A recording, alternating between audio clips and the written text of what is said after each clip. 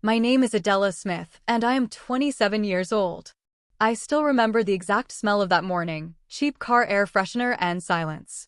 The kind of silence that sits between people who have already decided something without telling you. I was in the back seat of my parents' car, watching streetlights blur past the window, thinking today was supposed to be different. It was my 18th birthday. I had gone to sleep the night before with that quiet, cautious hope you carry when you have spent your whole childhood waiting for one moment, just one, where your family looks at you like you belong to them. I woke up to my mother telling me to pack a bag. Not a big one. Just enough for a few days, she said. I thought maybe we were going somewhere for a celebration. I got dressed quickly. I did not ask questions. I had learned early that asking questions in that house led nowhere good. My father drove without the radio on. My mother sat in the passenger seat with her hands folded in her lap, like she was waiting for a church service to begin. I watched the highway signs and realized we were heading toward the airport. My stomach lifted for a second. Maybe a trip, maybe something they had planned. Maybe they were surprising me after all these years of birthdays that came and went like ordinary Tuesdays. We pulled into the departures lane and my father put the car in park. He did not turn the engine off. My mother reached into her purse and pulled out an envelope. She handed it back to me without turning around. Inside was a one-way plane ticket. The destination was a small town I had never heard of. A place called Millhaven, somewhere deep in rural Vermont.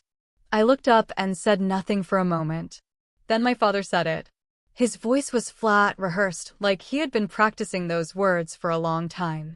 This is your gift. Don't come back. My mother did not say anything. She did not turn around. I sat there in the back seat of that car with a plane ticket in my hand and 18 years of confusion crashing into me all at once. I picked up my bag. I got out of the car. And before I could even straighten up on the curb, they drove away. No hug. No explanation. No last look in the mirror. They were just gone.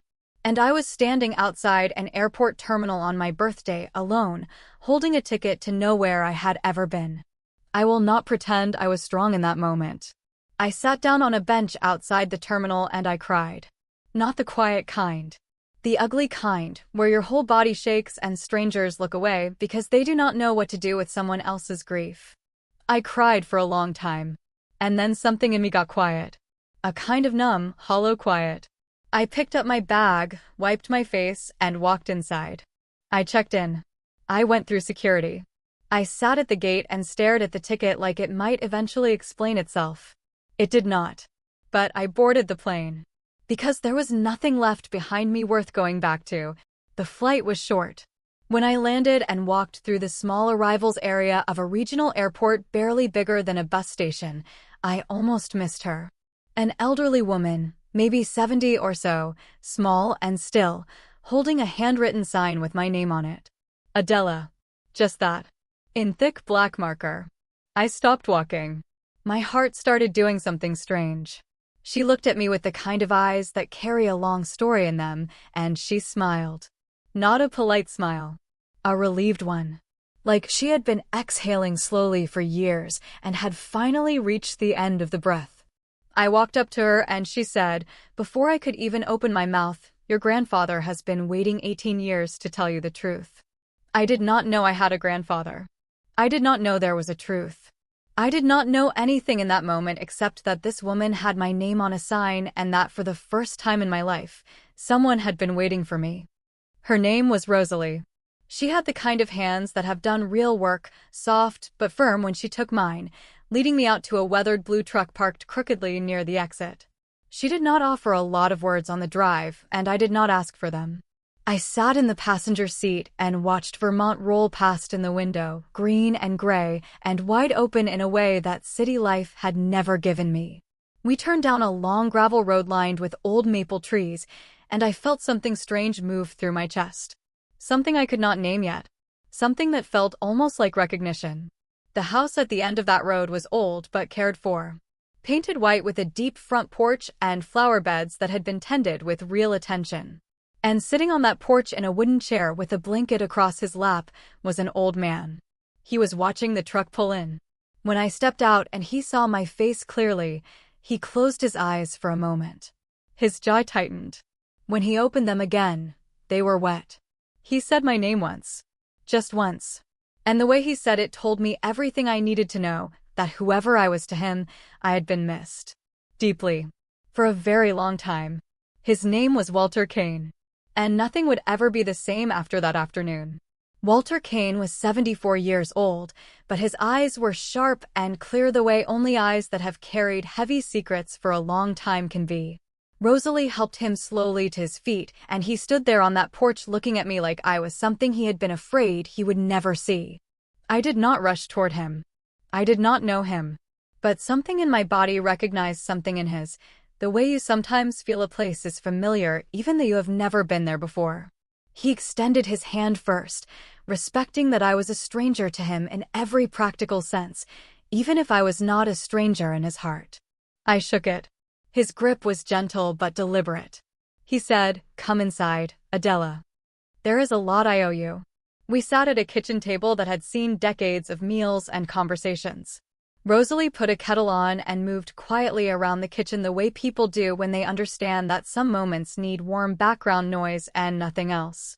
Walter folded his hands on the table and looked at me steadily. He did not ease into it. He had clearly decided that I deserved the full truth without cushioning and without delay. He began from the beginning. My mother, his daughter, had gotten pregnant at 19 with me. My biological father was a man named Corvin Wells, a quiet and serious young man from Millhaven who had grown up 2 roads over from this very house. Walter had liked him, trusted him. My mother had loved him, genuinely and completely, the way you love someone when you are young and the world still feels like it belongs to you. But the man I had grown up calling my father, the one who had driven away from the airport curb without looking back, he had entered the picture when I was only 3 months old. He was older, had money, had position, and he had given my mother an ultimatum.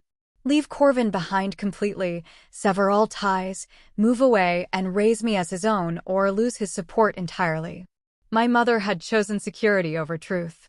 Walter's voice did not shake when he told me this, but I could see what it cost him to say it. He had protested. He had argued with my mother. He had told her that a child deserved to know where she came from. She had accused him of interfering. They had fought bitterly. And then she had done the thing that broke him completely. She had cut off contact, moved across the country, and made sure I never heard Walter Kane's name once in 18 years. He had letters he had written me every single year on my birthday, stacked in a box in the next room, never sent because he had no address, no access, no legal ground to stand on. 37 letters in total. Some from birthdays. Some from ordinary days when he had simply missed me too much to stay quiet. Then he told me about my biological father, Corvin. And this is the part where my hands started trembling under the table. Corvin Wells had never stopped asking about me. He had married eventually, built a life, but he had never closed the door on finding me. He had hired someone 3 years ago to quietly trace what had happened. That search had eventually led back to Walter, who by then had lost hope of ever reaching me through my mother. Together, they had pieced together enough to know that when I turned 18, the legal and practical barriers my mother had relied on would shift. Walter had reached out to the man I had called my father through a lawyer, simply requesting that I be given the choice to know my real history. The response had been that plane ticket. A one-way trip designed to look like abandonment, but which Walter now believed was my mother's way of releasing a guilt she had carried for nearly 2 decades without ever admitting it aloud. I sat with all of that for a long time. The kettle had long gone quiet. The tea in front of me had gone cold. Rosalie had slipped out of the room at some point, and it was just Walter and me at that table. I asked him where Corvin was now. Walter looked at me carefully and said he was 1 phone call away, that he had been told I was coming, and that he was waiting to hear from me when and if I was ready. He was not going to push. He had waited this long. He would wait longer if I needed him to. I asked Walter why he had never given up. He was quiet for a moment. Then he said something I have carried with me every day since. He said, "Because you were real to me even when I couldn't reach you. Some people give up on what they can't see. I never could." I stayed in Millhaven for 2 weeks that first visit. I slept in a room Walter had quietly kept ready, not obsessively, not strangely, but hopefully. There were books on the shelf he thought I might like based on what my mother had loved as a girl. There was a quilt Rosalie had made the previous winter. It was the first bedroom in my life that had been prepared for me with genuine care and zero expectation in return. I met Corvin on the fourth day. He was tall and gray at the temples now, and he stood in Walter's front yard with his hands in his jacket pockets, and he looked at me the way Walter had, like something lost had been returned. We talked for 4 hours that first afternoon. And then more the next day. And the day after that. I am 27 now. I have a relationship with both of them that I protect fiercely. I have never gone back to the people who drove away from that curb. Not out of bitterness. I worked through that slowly and painfully over years, but because some doors, once honestly examined, simply do not need to be reopened. What my parents intended as a dismissal turned out to be the only gift they ever actually gave me. They handed me a one-way ticket and thought they were ending a chapter. What they did not know, what I know now with absolute certainty, is that they were beginning one. The destination did not just save my life. It gave me one worth living. If this story moved something in you, you are not alone. Stories like Adela's remind us that our beginnings do not define us, but the people who choose to show up for us absolutely do. If you want more real, powerful, and deeply human stories like this one, subscribe to this channel right now. Hit that bell so you never miss a single one. Someone out there needed to hear this today, share it with them. We will see you in the next story.